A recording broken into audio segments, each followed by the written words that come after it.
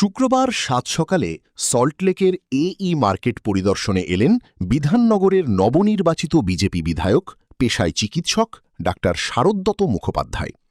দীর্ঘদিনের জমে থাকা একরাশ ক্ষোভ ও অভিযোগ নিয়ে তার সামনে এসে হাজির হলেন মার্কেটের ব্যবসায়ীরা। বিধায়ক নিজে ঘুরে দেখলেন গোটা মার্কেট বিল্ডিং, আর তখনই তার চোখে পড়ল এক চরম অব্যবস্থার ছবি। বিশেষ করে মার্কেটের শৌচালয়ের দশা দেখে ক্ষোভে ফেটে পড়েন তিনি। ব্যবসায়ীদের অভিযোগ দীর্ঘদিনের। একটু বৃষ্টি হলেই মার্কেট বিল্ডিংয়ের একাধিক জায়গায় ছাদ চুইয়ে জল পড়ে। শুধু তাই নয়, ছাদের চাঁই খসে পড়ার মতো বিপজ্জনক পরিস্থিতিও তৈরি হয়েছে। ব্যবসায়ীরা জানান, কদিন আগেই একজন বাথরুম থেকে স্নান করে বেরোনোর ঠিক পরপরই ছাদের একটা বড় অংশ ভেঙে পড়ে বরাত জোরে বড়সড় বিপদ থেকে রক্ষা পেয়েছেন তিনি। নিয়মিত সাফাই না হওয়ায় বাথরুমের অবস্থা শোচনীয়। স্থানীয় প্রশাসনের উদাসীন আর অভিযোগ তুলে ব্যবসায়ীরা জানান, ২-৩ সপ্তাহে বড়জোর একবার সাফাই কর্মী আসে এখানে। বাধ্য হয়ে কেন্দ্রীয় সরকারের স্বচ্ছ ভারত অভিযানের কর্মীরা এসে মাঝে মধ্যে এলাকাটি পরিষ্কার করে দিয়ে যান। স্থানীয় কাউন্সিলর সব্যসাচী দত্তর কাছে বারবার দরবার করেও কোনো লাভ হয়নি বলে অভিযোগ তাঁদের। মার্কেটের সামনে ফুটপাত দখল করে গুজিয়ে ওঠা সুফল বাংলার স্টল দেখে তীব্র অসন্তোষ প্রকাশ করেন বিধায়ক। তিনি স্পষ্ট জানিয়ে দেন, রাজ্য সরকারের অনুমতির বৈধ কাগজপত্র এবং সুফল বাংলার নির্দিষ্ট গাড়ি ছাড়া ফুটপাত দখল করে কোনো স্টল চালানো যাবে না। তদন্তে দেখা যায়, মার্কেটের বাইরে বসা প্রায় ১০ জন বিক্রেতার কাছে সঠিক কাগজপত্রই নেই। বিধায়ক তাদের অবিলম্বে পৌরসভায় গিয়ে নথিপত্র ঠিক করার নির্দেশ দেন। পাশাপাশি মার্কেটের ভেতরেও যারা দোকানের বাইরে অতিরিক্ত জায়গা জুড়ে মালপত্র রেখে দিয়েছেন তাদেরও সতর্ক করা হয়। মার্কেট থেকে কিছুটা দূরে অবস্থিত একটি স্বাস্থ্যকেন্দ্র পরিদর্শনে যান চিকিৎসক বিধায়ক। সেখানে গিয়ে স্বাস্থ্যকর্মী ও চিকিৎসকদের সাথে কথা বলেন তিনি। তবে এই কেন্দ্রটি নিয়ে এক বিস্ফোরক অভিযোগ তোলেন শারদত্তবাবু। তার দাবি, কেন্দ্রটির বাইরে কোনো বোর্ড নেই, এখনও ওয়ার্ড অফিস লেখা রয়েছে। ভোটের আগে এটি কখনো ওয়ার্ড অফিস, আবার কখনো শাসক দলের অর্থাৎ তৃণমূলের পার্টি অফিস হিসেবে ব্যবহৃত হতো। নির্বাচনে তৃণমূল হেরে যাওয়ার পরই রাতারাতি এটিকে মহিষপাথান থেকে সরিয়ে এখানে এনে স্বাস্থ্যকেন্দ্র বানিয়ে দেওয়া হয়েছে। বিধায়কের কথায়, মহিষপাথানে যখন এই কেন্দ্রটি ছিল তখন প্রচুর রোগী আসতেন, আর এখানে মানুষ ঠিকমতো জানেনই না। সারাদিনে ৫ জন রোগীও আসেন না। পৌরসভার বর্তমান বোর্ডের তীব্র সমালোচনা করে বিধায়ক অভিযোগ করেন, এতকাল বিধাননগরে টাকা আর ঝান্ডার বিনিময়ে কাজ হয়েছে। দলীয় পতাকা ধরলেই বেআইনিভাবে দুটো দোকান পাইয়ে দেওয়া হতো। বর্তমান প্রশাসনিক অরাজকতার দিকে আঙুল তুলে তিনি বলেন, একজন তো গ্রেফতার হয়েছেন, বাকিদের অনেকেই পালিয়ে বেড়াচ্ছেন। যদি পুরসভায় নাই চালাতে পারেন, তবে বহাল তবিয়তে চেয়ার আঁকড়ে না থেকে সবাই মিলে রিজাইন করুন। নির্বাচন কমিশন, ডিএম কিংবা এসডিওকে জানান যে আপনাদের দ্বারা কাজ হচ্ছে না। তিনি বলেন, বিধাননগরের রূপকার ডক্টর বিধানচন্দ্র রায় যেভাবে এই শহরটাকে গড়ে তুলতে চেয়েছিলেন, সেই পরিচ্ছন্ন ও দুর্নীতিমুক্ত বিধাননগরকেই তিনি সাধারণ মানুষকে ফিরিয়ে দিতে চান। তাহলে আপনি তো ভ্রাম্যমান আউটলেট বলেছেন, ফুটপাতে বসতে পারবে না। সকাল থেকে ফুটপাতেই বসে আছে, রোজই তাই বসে, তাই তো? জোরে বলুন আপনি, আপনি কে? না, কিছু করার নেই। এটা আমরা অ্যালাউ করছি না, আমরা অ্যালাউ করছি না। হয়েছে, শুনতে পেয়েছেন? হ্যাঁ, এটা তুলে নিন, এটা তুলে নিন, সব তুলে নিন। ঠিক আছে, তুলুন সব হয়ে গেছে। আপনি সব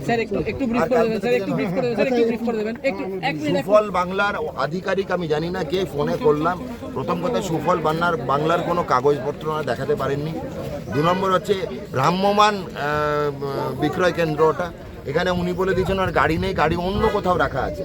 ওনারা কোনোদিন ঘুরে ঘুরে বেচেন না? আপনার এক জায়গায় বসার কথা না, ঘুরে ঘুরে বেচার কথা। আপনি কোনোদিন ঘুরে ঘুরে বেচেছেন? আপনি ঘুরে বেরিয়েছেন? আপনি যেটা আপনার কথা বলুন না, আপনি ঘুরে বেরিয়ে ব্যবসা করেছেন এখানে? পুরো অধিগ্রহণ করে দোকান পেতে রোজই ব্যবসা করেন, তাই তো? সোমবার বাদ দিয়ে। সুতরাং এটা তো আমরা অ্যালাউ করবো না, এটা আইনি হিসেবে আসতে হবে। আমি আমাদের আধিকারিকের কথা বলছি, এখন এটা তুলে নিই।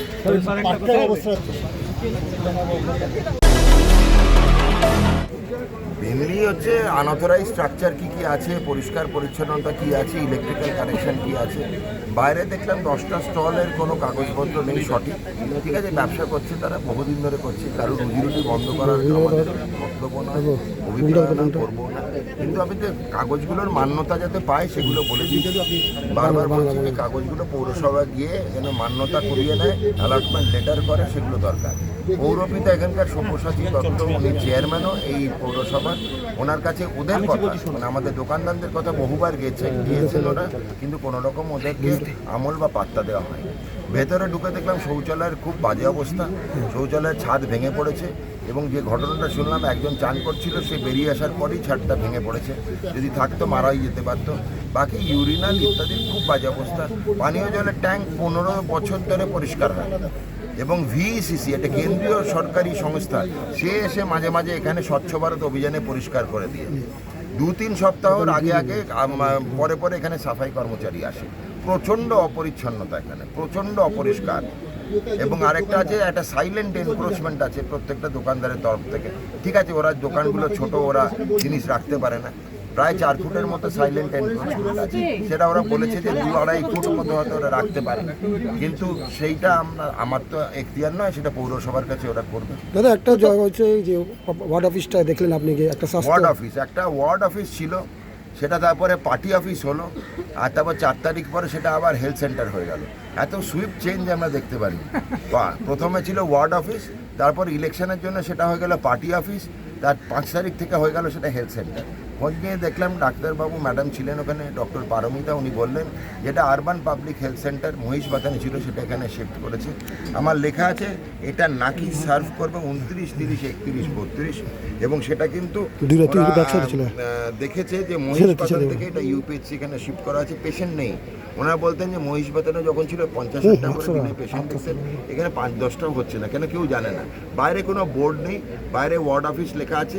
বেসিক্যালি পার্টি অফিস ছিল, যেই হেরে গেছে সেটাকে গা ঢাকা দেওয়া, ধামাচাপা দেওয়ার জন্য একটা তড়িঘড়ি হেলথ সেন্টার বানিয়ে দেয়। স্থানীয় বাসিন্দারা জানাচ্ছেন কি এখানে 4 তারিখ পর্যন্ত তৃণমূলের কর্মীরা বসতেন, তারা ভোটের জন্য। স্থানীয় বাসিন্দা না, আমাদের হেলথ সেন্টারের ডাক্তার ম্যাডামও বলেছে, সবাই অ্যাকসেপ্ট করেছে।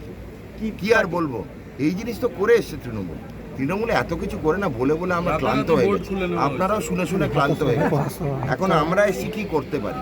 যে না অনধিকার যদি কেউ এখানে কিছু করে থাকে, জায়গা নিয়ে থাকে, বেআইনি কোনো দোকান থাকে, বেআইনিভাবে এনক্রোচমেন্ট থাকে, স্বচ্ছতার অভাব থাকে, পানীয় জলের অভাব থাকে, সেগুলো কিন্তু আমরা দেখি। দেখা গেছে কি মার্কেটের ভেতরে দেখা গেছে কি রাস্তা যাওয়ার মতন লোক নেই যারা বাজারে আসবে, রাস্তার মধ্যে সামান জিনিসপত্র রেখে দেওয়া হয়েছে, এবং অনেকগুলোতে এনক্রোচমেন্ট রয়েছে। যে দোকানদারের একটি দোকান আছে, সে এরকম সেই দোকান থেকে বড় সাইজের জায়গায় উনি জিনিসপত্র রেখেছেন, সেগুলো পরিষ্কার করতে বলেছে। দেখুন, দোকানদারদের অতটা দোষ দিই না, এত ঢিলেমি ছিল আমাদের পৌরসভার। পয়সা এবং ঝান্ডার বিনিময়ে এখানে কাজ হয়ে যেত, দুটোতে কাজ হতো। হয় পয়সা দাও, নয় ঝান্ডা ধরো, নয় দুটো ঝান্ডা ধরো এবং পয়সা তোলো, এই তো জিনিস ছিল। এখানে কোনো কাগজের দরকার ছিল না, আইনের শাসন চলতো না, এখানে শাসন চলতো কি ঝান্ডার শাসন। আপনি একটা দলীয় রাজনীতি, ঝান্ডা ধরুন তৃণমূল কংগ্রেস, আপনি দোকান পেয়ে যাবেন। আপনি ঝান্ডা ধরে পয়সা তুলে দিন, তোলা তুলে দিন, আপনি দুটো দোকান পাবেন। এই ছিল। তাহলে মেয়র আর চেয়ারম্যান দুজনেই জানেন কি এই পরিস্থিতি? মেয়র চেয়ারম্যানকে খুঁজেই পাওয়া যাচ্ছে না। আমি তো এখন যাব কর্পোরেশনে, বলেছি জানেন আমার কর্পোরেশন যাওয়ার এজেন্ডা কি? Vanishing councillor. আমি লিখেছি এজেন্ডায় যে আমি কেন আজকে কর্পোরেশন যাচ্ছি, ভ্যানিশিং কাউন্সিলরদের খুঁজেই পাওয়া যাচ্ছে না। এই তো এখন বললো ওরা, সব্যসাচী দত্তকে ফোন করছি, ফোন ধরছে। আমার কথা হচ্ছে পৌরসভার ইলেকশন তো হয়নি, সেখানে তোর বহাল তবিতে আছে, আরো 1 বছর থাকবে, তারা কেন পালিয়ে গেল? একজন কাউন্সিলর শ্রীঘরে গেছে, অ্যারেস্টেড হয়েছে, আর একজন পৌর মাতা পরশুদিন থেকে ফোন সুইচ অফ, শুনছি নাকি থাইল্যান্ডে চলে গেছে। তো আরেকজন কাউন্সিলর আলো দত্ত, সে আমার সঙ্গে দেখা করলো, আমি বললাম আপনার যা যা অসুবিধা যা আছে কমপ্লেন আপনি পুলিশে যান, সে এখান থেকে বাড়ি থেকে পালিয়ে গেল। আপনি পুলিশের কাছে যান, আমি বিচারক নই, আমি পুলিশও নই। তাহলে কর্পোরেশন চলবে কি করে ডাক্তারবাবু? সবাই হয় রিজাইন করুক, সবাই মিলে জানাক ইলেকশন কমিশনকে, জানাক আমাদের এখানকার এক্সিকিউটিভ কমিশন, যিনি কর্পোরেশন কমিশনার আছে তাকে জানাক, ডিএম ম্যাডামকে জানাক, এসডিও ম্যাডামকে জানাক। কিছুই করবে না, কাজও করছে না, করতে দিচ্ছেও না। যত অরাজকতা, এত ইল্লিগাল জিনিস বিধাননগরে কোনোদিন দেখিনি। বিধাননগর নিবাসী, যেটা আমার কাছে, আমি বলে এসেছিলাম আমার উপলক্ষ, বিধাননগরকে বিধান রায়ের বিধাননগর ফেরত দিতে হবে। আচ্ছা, এরা দাবি এই যে আপনি কোনো রাজনৈতিক কাজে আমি আসিনি, বলছি এদেরকে তো ওয়ার্নিং দেওয়া হচ্ছে 10 দিনের মধ্যে না করে। দেখুন, এদের কর্মসংস্থানও নেই এখন। পশ্চিমবঙ্গের লোকে চাকরি করে খাবেটা কি? তো চুরি করবে এবার। তা তাদেরকে বলেছি, আপনার প্রথম কথা হাত জোড় করে আপনি কাগজটার মান্যতা করান, কাগজ দরকার, কিছু নেই।